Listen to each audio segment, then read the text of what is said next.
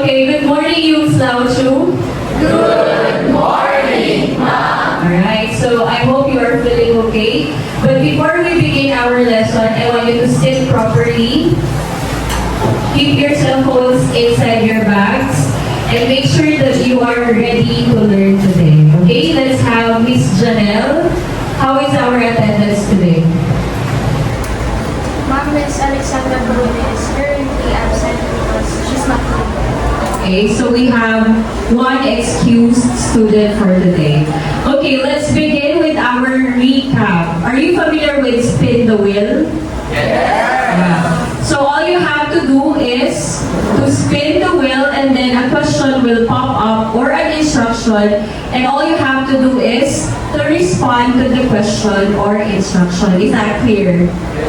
Okay, so who wants to spin the wheel and answer the question at the same time? Okay, let's have Benedict. Okay, so just touch the screen.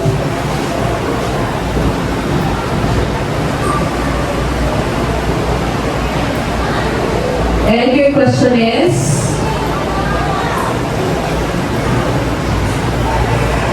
Number 1, share about the news you've read today. So for today, I have read about influenza and the many cases in the Quezon City for about 56,000 Filipino citizens. Okay, so the news he had read today is about the rising number of influenza cases. So you've got to take care of yourselves as well because it's actually flu season right now, okay? Who wants to spin the wheel for the second time? Any volunteer? Okay, let's have Carl. Carl, spin the wheel.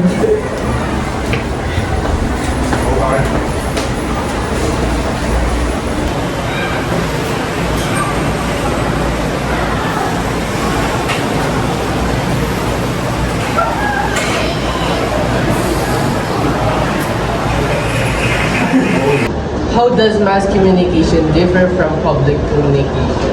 Mass communication uses media, while public communication intends to pass messages by face-to-face. Very good, Carl. Basically, that's correct. When we say mass communication, it uses media, and for public communication, it uses face-to-face time. Okay? Let's have our third question. Who wants to spin the wheel? Any volunteer? Okay, we don't have any volunteer. I will be calling students.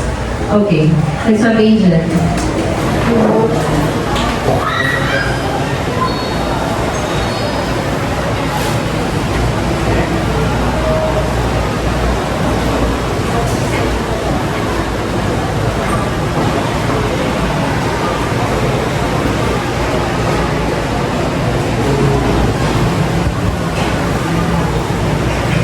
Okay, here's your question. What is mass communication? So mass communication is sharing ideas or information through large audience using various media platforms. Okay, let's have another one. Who wants to volunteer? Who volunteers? Okay, let's have Miss Mentaros.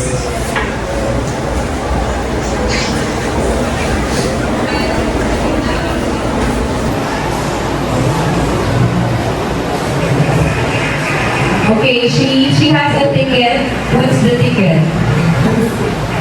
Number 3. Pass the question to a classmate.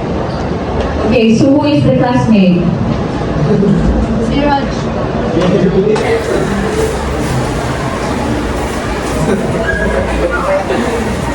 Sige, ikot.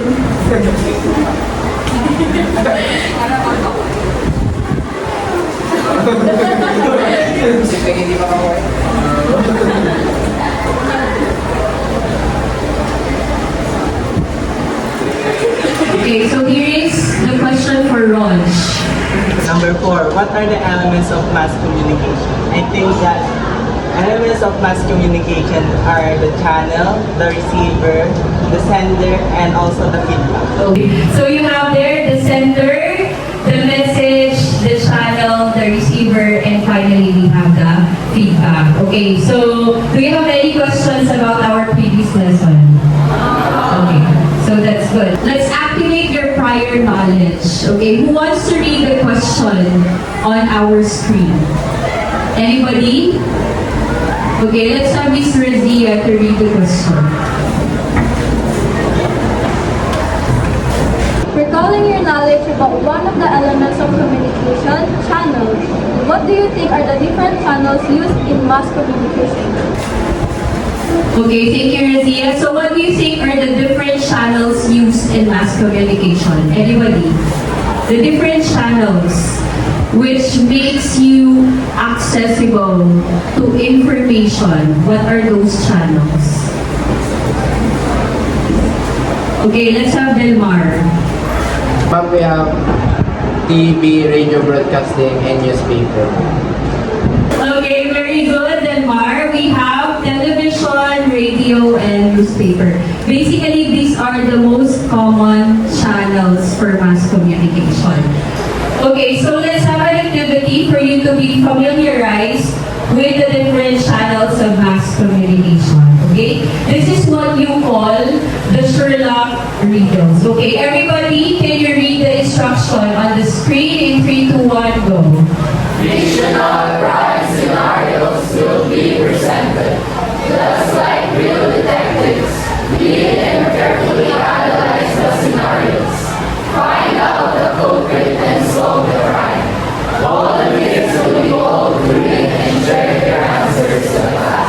Okay.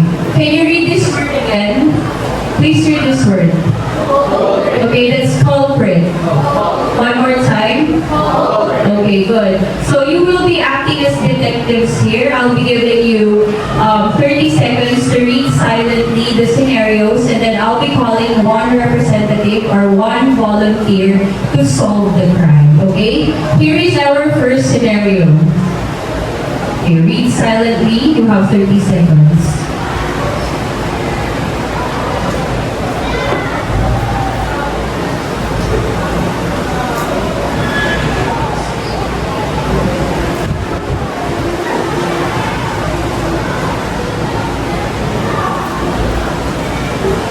Okay, now let's have a volunteer who wants to read and solve our crime there. Okay, let's have Delmar. A man made a social media post stating that human activities like burning of fossil fuels through transportation and electricity consumption and deforestation are the major causes of climate change. After posting, he was found dead with a radio recorder and a gun. The recording included the man's voice and a gunshot. Police determined it was murder, not suicide. How? Okay, so why is it suicide, not murder?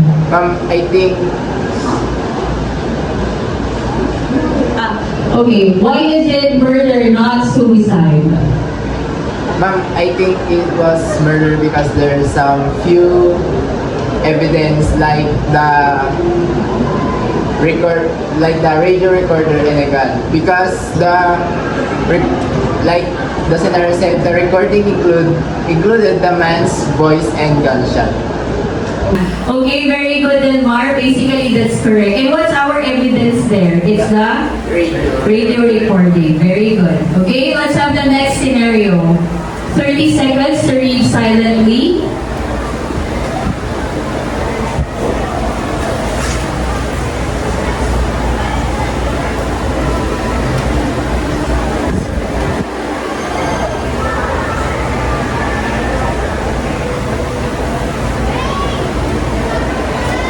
Okay, let's have Mr. Manangan to answer. Earlier, a woman lived alone in a small cottage and had everything delivered to her. She suffers from osteoporosis due to rapid drop of estrogen, causing her to inability to walk. One Thursday, the mailman delivered a letter, noticed that the woman was lying dead on the floor. When the police arrived, they found 4 untouched bottles of milk, Monday's newspaper, and an open mail in the porch. Upon surveying the scene, the police immediately suspected foul play. Who do you think is the suspect and why? I think the suspect is the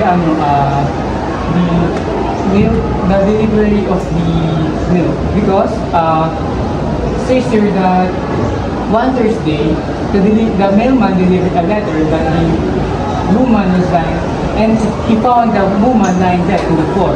And the first that came here to her house is the milk delivery man. So there's a clue that the delivery of the milk is the one who killed the woman. Okay, your answer is? The milkman. Okay, the person who delivered the milk. Okay, that's good. Okay, how about the others? Who do you think is the suspect in this crime? Given all the clues over there. Yes, let's have Justin. So ma'am, I think the suspect is the delivery man, the mailman, because he already knows that there is no one inside the home, yet he will report it as fast as he can. So the evidence is there is the Monday's newspaper and the 4 untouched bottles.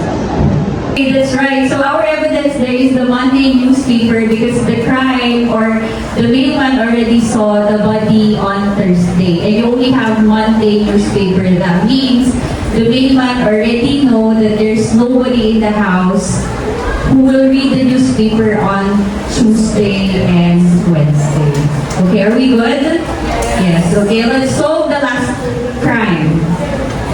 Okay. You have 30 seconds to read silently.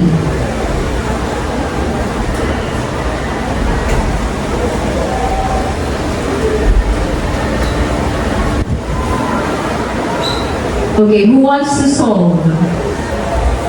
Okay, so let's have Mr. Meneses to read and solve. A wealthy man with an asset amounting to 1 million pesos equally divided his money to his wife and 3 children.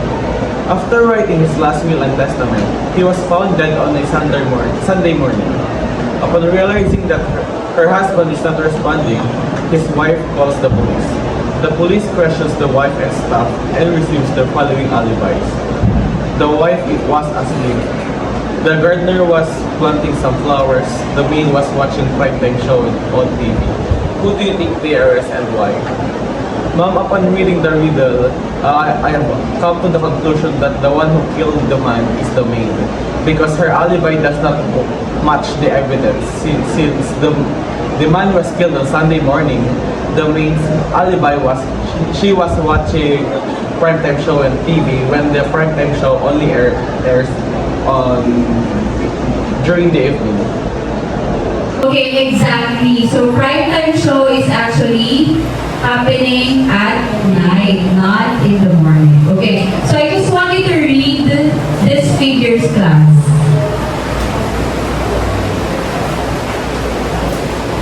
Okay, how do you read this number? One more time. Okay, it's 1 billion. Okay, let's look at the first part. It says there, if a wealthy man with an asset amounting to 1 billion equally divided his money to his wife and children, 3 children, how much will each member of his family will get? How much? Okay, it's 250 million. Okay, very good. Okay, so now that we have solved the 3 riddles, can you remember the evidences that were presented? What are those evidences you have?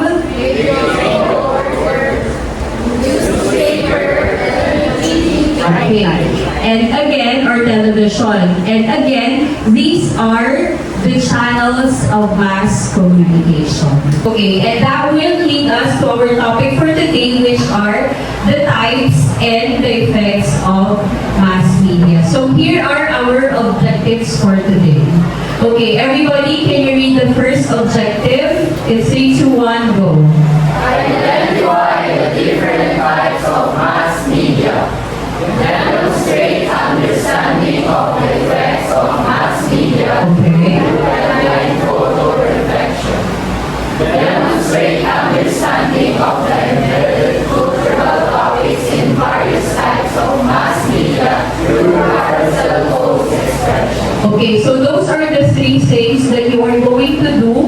in this lesson. So let's have an activity which is called Prayer Graphic Organizer. You will be grouped into 3 and you will be given a graphic organizer. All you have to do is to write there the examples of the media and the non-examples. Okay, to clarify the instruction, I have here a sample output. Okay, so the type of mass media that we have here is broadcast media. And what you are going to do is to write the examples. The examples here are television, radio, and the film. Yes, Delmar?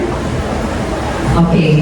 And our non-examples here are the newspapers, billboards, and the novels. Are we clear? Okay. So this is going to be group number 1. Please join your group. This is going to be group number 2, and you're going to be group number 3.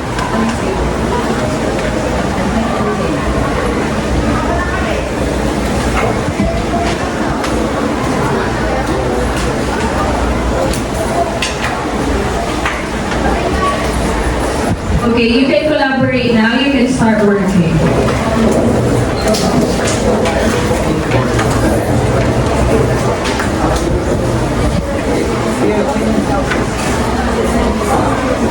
If you have any questions, just raise your hand.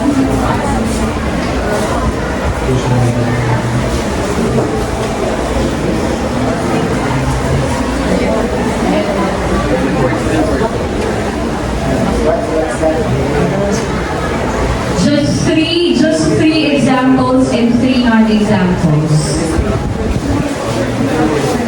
So let's wrap up now. Kindly choose your reporter who will be presenting the outputs in the board. For the print media, we have LJ. So we are the group 1 and our concept is print media. Our examples are newspapers, magazines, and novels, while our non-examples is TV, cell phones, and radio. Very good, LJ. Very good, group 1. Okay. Now for the outdoor entrance media, who will present your output? Okay, let's have Jillian. Okay, so for the group 2, our concept is outdoor and transit media. Okay, our examples are posters, billboards, and commercial vehicles, like the ones you see on the roads, the trucks that have the ads on them. And the non-examples are newspapers, podcasts, and magazines. Very good, Jillian, and the rest of the group. And for the last group, we have Benedict. Right. Hello. So our concept for the group 3 is digital media. Our examples are social media, online news articles, and Canva. Because the definition for digital media is any form of content that is created and stored using computer-readable formats. And our non-examples are printed media, novels, and magazines. Okay, well done, Benedict, and the rest of the group. So which among these types of media are you using most of the time?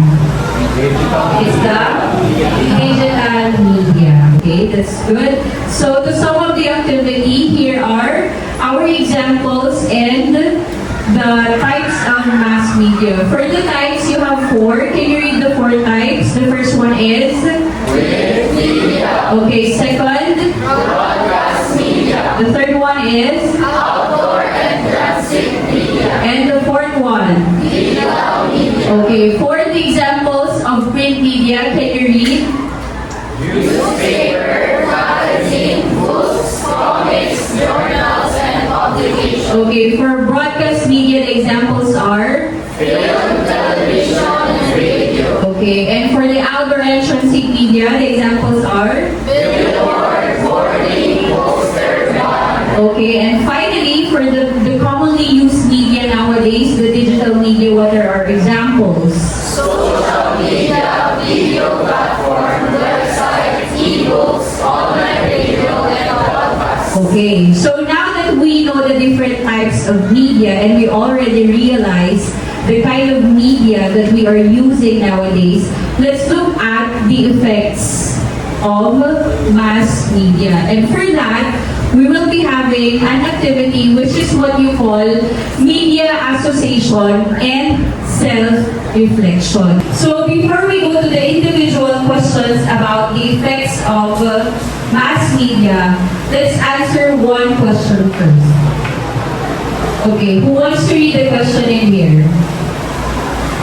Okay, let's have Carl. Let's take the 91 million flood control project, 91 million pesos flood control project in Pampanga. Mayor Benjamin Magalo exposed that only 40% of the total budget goes to the project. How much is the actual budget for the Pampanga flood control project? How much is the 40% of 91 million? Okay, let's have Edsley.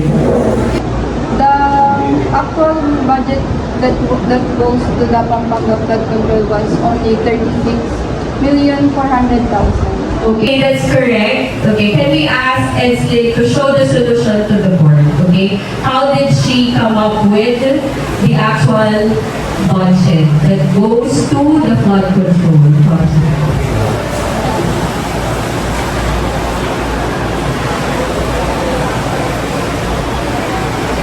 Okay, very good. That's it. So we have 36,400,000 pesos. Imagine, and the rest of the budget will go to somebody else. That we don't know. Okay, so now let's go back to the pictures again. Okay, try to reflect on these pictures. Now let's answer the questions. Okay, for the first question, what do you know about the flood control project? Again, what do you know about the flood control project? Who knows anything about flood control project? Anybody? Yes, Miss Baswell. Since the flood control project is a controversial topic now, there are a lot of ghost project from corrupt contractors. Okay, exactly. So, the recent news about the flood control projects are actually the corruption. Diba? We have the ghost projects. We have the substandard projects of what agency in the Philippines? DPWH. Okay? Next question. How does the controversy affect your perception of the government? So after knowing that the DPWH is doing something, okay, so how does that affect your perception about the government in general? Any volunteer? Okay, let's have Benedict. So for the question, how does the controversy affect your perception of the government? To be honest, I feel like they are all fronts now. Because not only do we pay taxes to them every day through the VAT tax, and they are even larger when we buy large quantities of items. To think that all of that money, instead of going to improving our country, goes to their pockets instead. And they are keeping it for themselves to be happy with on their lives, while we at the bottom stay struggling at our lives. Okay, very good, Benedict. So we all have the assumption, I don't know if we all have, but probably majority will have a negative perception about the government because of that. Okay, let's have the third question. How do you feel as a student after learning about the flood control controversies? Okay, who wants to answer the question? Okay, let's have Jana. As a student, it made me feel angry that the funds that were supposed to be being used for our safety, the safety of our people, were being used as for something else. Okay, so anger was the feeling. How about the others? How do you feel as a student after knowing that the budget is not being used into the proper things? Let's have Delmar, you're raising your hand a while ago. Okay, let's have Delmar to answer the question. I'm feeling being sad because our budget or the budget being does not going to the project that being applied or assigned on it, like the flood control projects. Okay, so the budget does not go to the right projects, diba? Instead of having it being used for our school buildings, they're using it for that we don't know yet, okay? Because it's still under investigation, okay? And let's have our last question, okay? So the question is, what will you most likely do as an ordinary citizen or as a student after knowing about the flood control controversies? Okay, who wants to answer this question? Okay, let's have Janelle. So the first one is we must continue to talk about it so that the government would focus on it more, because the more people talks about it, the more they want to fix it, so they will be more, or they will have their silence. And the second one is we have to vote the right people for the position, because as the citizen, we are not ordinary. We have the power to elect who are the most deserving ones to sit down on the politics. Okay, very good, Janelle. So you have the power to vote, and you have the power to share the information, especially that social media is very accessible. Okay, so basically, do you remember the 4 questions? So let's read the first question again. What do you know about the flood control projects? So which part of yourself is being affected by mass media? Basing on this question, it's the mind, okay? So it's the mind. What do you know about the flood control project? So basically, mass media affects our cognition and comprehension of materials. Okay. Next, for the question, how does the controversy affect your perception of the government? So what is being affected by mass media here? It's your perception. Okay, your belief, very good. Your perception, your belief about something. Okay? How about the third question? Your beliefs and attitudes. How about the third question? How do you feel as a student? So what is affected? It's your emotions, your feelings, your hearts.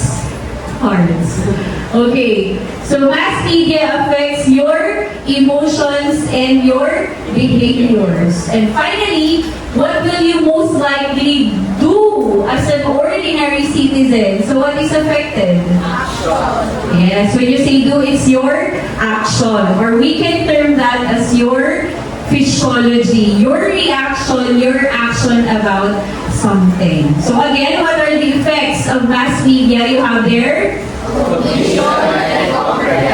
Next one? Beliefs and attitudes. The third one?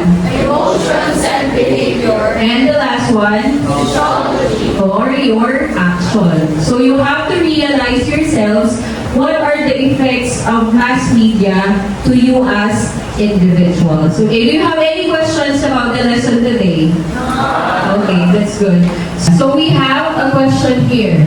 Knowing the effects of mass media, okay, what should you do to avoid its negative impacts and ensure its relevance? Okay, now that we know that mass media is affecting us, right? And there are positive and negative effects of mass media. So the question there is, what should you do to avoid its negative effects and ensure that you're just getting important things in mass media? Anybody? Okay, let's have Jillian. Okay, so I think we should stop abusing our privilege in mass communication or the media that we have today. And I think we should also verify our sources if they are reliable or if they are truthful when we are scrolling on our social media platforms or reading news articles. Okay, exactly. Diba? You have to What are the two things that she mentioned? You have to fact check or verify, and the other one is do not abuse your power in social media. Okay? So to wrap up the lesson for today, we will be watching a video which you can also access through this link if you want to watch the video over and over again. Okay? The term mass media is broad, encompassing every way in which information flows through society. It could be a film, a billboard advertisement, a newspaper, a podcast, a traffic sign. The list is endless. In 2022, our exposure to mass media is particularly pervasive as people use the internet to connect, learn new information, share experiences, and culture, send information, hang out, and much more. The COVID pandemic has further spurred the spread of non-traditional forms of mass media, forcing people online to work, community, and learn. Mass media has helped make the world a global leader, interlinking society in numerous ways, and connecting people worldwide. By helping people to learn, increasing the speed at which information spreads, and creating a platform to build communities, mass media has benefited society. Furthermore, the sheer number of things Google searches shows the enormous amount of information society uses today. According to a 2019 article from SEO Tribunal, about 94 billion searches are performed every day. In a 2017 blog post, Google claimed that about 50% of Google searches have never been done. Similarly, mass media has helped protect people from natural disasters and enable disaster relief to be faster and more efficient. Mass media plays a role in warning systems which can help people to seek protection before a natural disaster occurs. Today's technology can also be used to analyze weather patterns, helping to prepare well.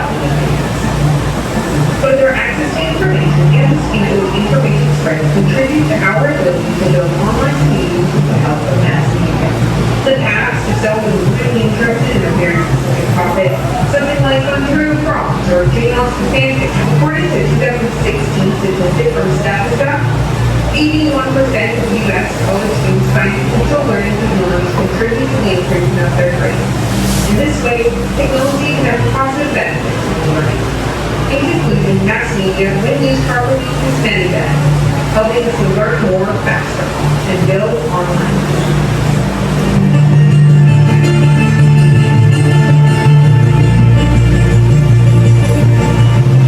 Okay, I hope you were able to get the message of the video. Okay, and to process that, I have another question. So the first question there, how has mass media helped the humanity basing from the video? How has mass media helped the humanity? Okay, let's have Carl. Mass media help us spread information faster and quickly spread it. Okay, so mass media has have helped the humanity by sharing information. Okay, that's good. And how about this question? How has mass media slowly destroying humanity? Anybody? How is it slowly destroying humanity? Other hands. Let's have Jenny to answer the question. Okay, Jenny. So the question is, how was media slowly destroying humanity? For me po, media destroying humanity because of the other people's depending on social media, and they cannot think on their own, or they relying only on social media.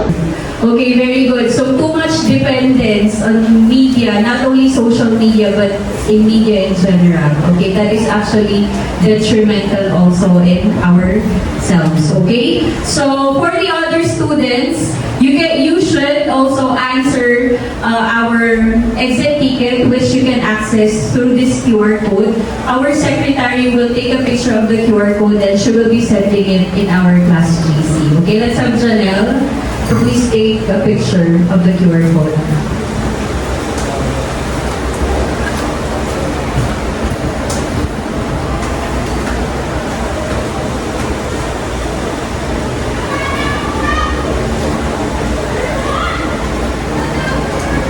Okay, so please access the exit ticket and then write your answers, the generalization answers in your notebook. Okay, do you have any questions? Yes, Mr. Meneses. Okay. Okay, sit down properly, class. Okay, so now let's wrap up our lesson through an evaluation activity, which is a carousel post expression. So you are divided into 4 groups. We have here the media artist groups.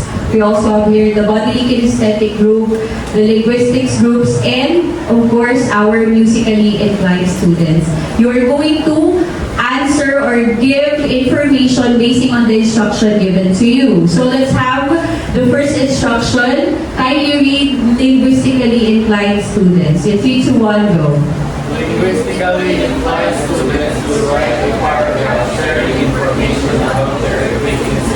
Okay, so you are going to write a paragraph or paragraphs about the earthquake that recently happened in Bogo, Cebu. Okay, for the musically inclined, what are you going to do? Musically inclined students will share in the comment section a song that reflects how they feel after seeing the poem. Okay, so you are going to perform a song and comment it in the post. Okay, and for the students who are good in infographics, we have the media artists here. What are you going to do? Kindly read the instruction. Students who are good in arts will make an infographic do's and don'ts during the earthquake. Okay, and finally, for the bodily kinesthetic, the dancers, what are you going to do? Please read the instructions.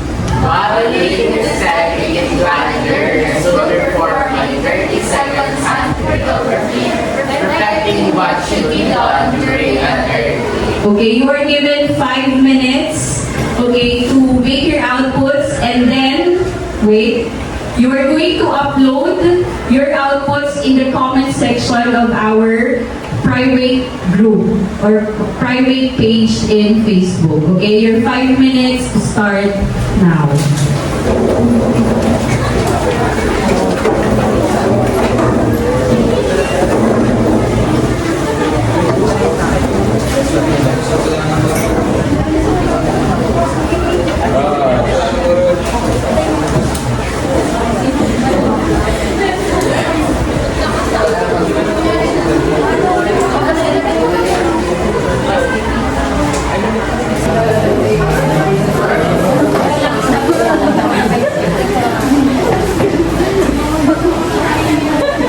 Kasama yung ulo, kasama yung ulo.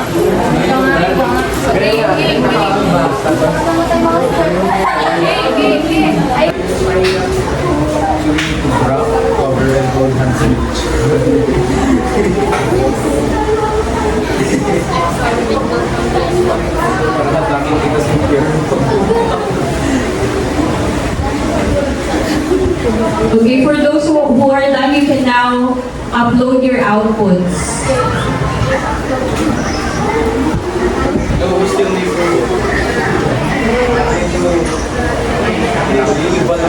Now, let's do the checking, okay? For the output of this group, you will be given a grade by this group, okay? And this group will be graded by this group, and then this group will be graded by the musically inclined group, and their group will be graded by our artists, okay? So this is our rubric in our scoring.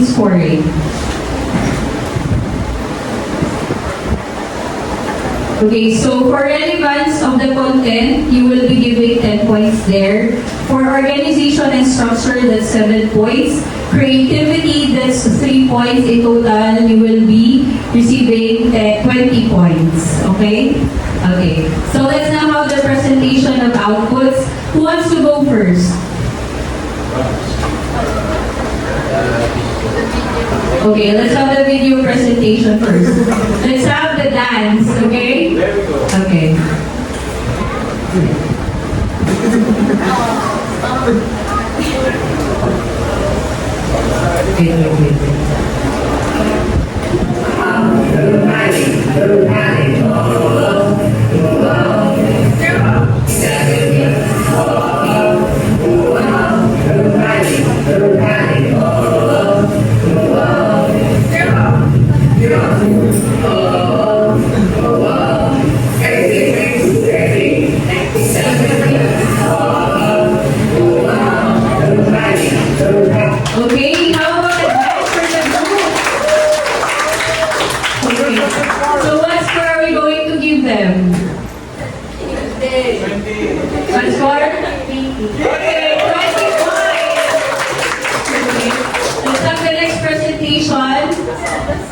Okay, we have them musically in mind.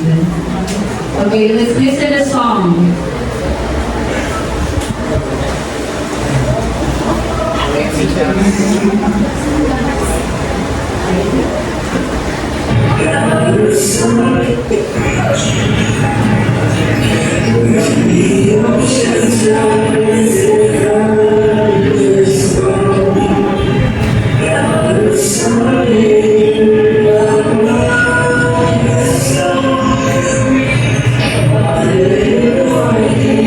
good.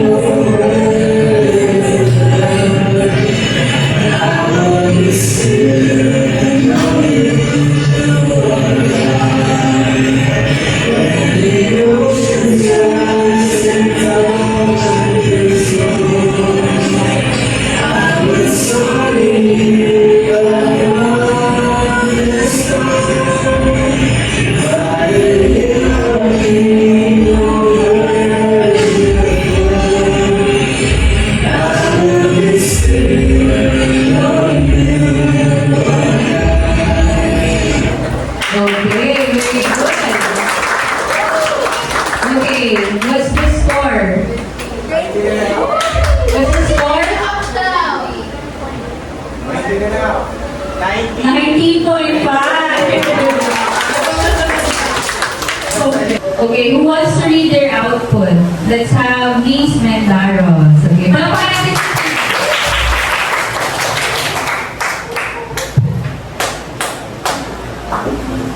When the earthquake hits the boat, messages filled our group chat before the silence. Videos of shaking rooms, cracked classroom walls, and students joking if class would still continue, as if disaster had already become normal. Even from afar, I felt the weight of how we only truly care when we are the ones affected. We said stay safe, just go on, forgetting that others still sleep outside their homes, jump at every vibration and live with fear long after ground falls. The cracks are not just in walls but in our system. Proof that safety is just a promise until it is tested. Every break is a warning that what shakes them can easily reach us too, reminding us how fragile everything is and how quickly we move on until it is our turn to count. Okay, very good for the linguistics group. So, what's their score? 19.14. So, they will get 19.25, 19 and 1/4. Okay, for the last group, they're going to share their infographics. Okay, who will present? Let's have Janelle, okay? And you will be giving them grades.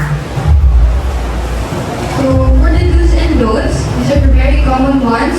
The first one is we must draw first, then we find cover, commonly in our armchairs, maybe books as well, and tables, and hold, but not literally holding each other, but hold on to the on your tables, on the side, or the legs of the tables. And the don't is do not panic and go to an open area. And as hashtag, keep safe and always be prepared. Very good. So always remember these things during earthquake. Okay, so what's their score? 19.75.